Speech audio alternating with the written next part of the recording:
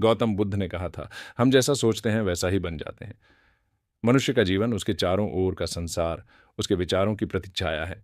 यदि हमारे विचार उज्ज्वल हैं तो जीवन भी प्रकाशमय होता है, और यदि हमारे विचार नकारात्मक हैं तो हर दिशा अंधकारमय प्रतीत होती है।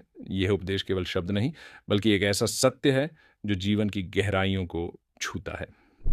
कहानी सिपाही विचारों का जाल। बहुत समय पहले मगध राज्य में एक युवक रहता था, अरुण। वह बुद्धिमान था, परंतु हमेशा दुखी और असंतुष्ट रहता था। उसे लगता था कि दुनिया अन्याय से भरी है, लोग स्वार्थी हैं और भगवान ने उसके साथ अन्याय किया है। एक दिन वह गौतम बुद्ध के प्रवचन में पहुंचा। वो वहां बैठा, पर उसका मन शंका से भरा था। उसे लगा, ये साधु लोग क्या जाने हमारे जैसे आम लोगों के दुख क्या हैं।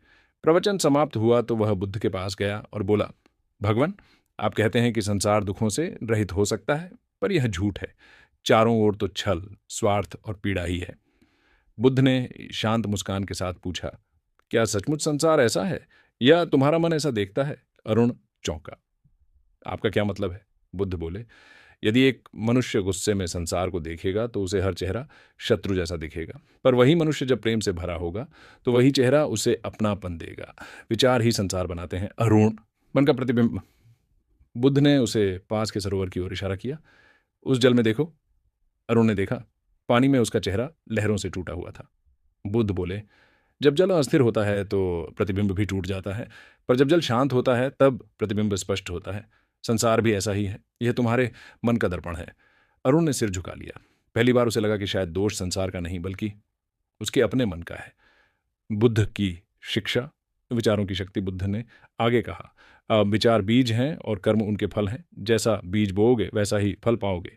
यदि मनुष्य अपने मन में नकारात्मक बीज बोता है, ईर्ष्या, क्रोध, लोभ, तो जीवन दुख से भर जाता है। पर यदि वह मन में सद्भाव, करुणा और शांति के बीज बोए तो संसार भी सुंदर लगने लगता है। बुद्ध ने कहा, मनुष्य के विचार ही उसकी नियति रचते हैं।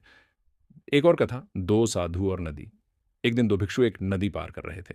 नदी के किनारे एक स्त्री खड़ी थी जो उस पार नहीं जा पा रही थी। एक भिक्षु ने उसे अपने कंधे पर बैठाकर पार करा दिया। दूसरा भिक्षु चुप रहा, पर मन में सोचता रहा। सन्यासी होकर स्त्री को उठाया, नियमों का उल्लंघन।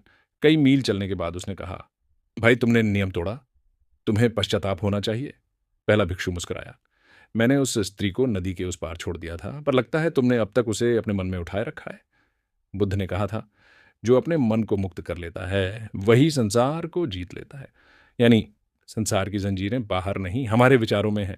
अरे, विचारों की ऊर्जा, पावर ऑफ थॉट्स। आधुनिक विज्ञान भी अब यह मान चुका है कि हर विचार एक ऊर्जा तरंग है।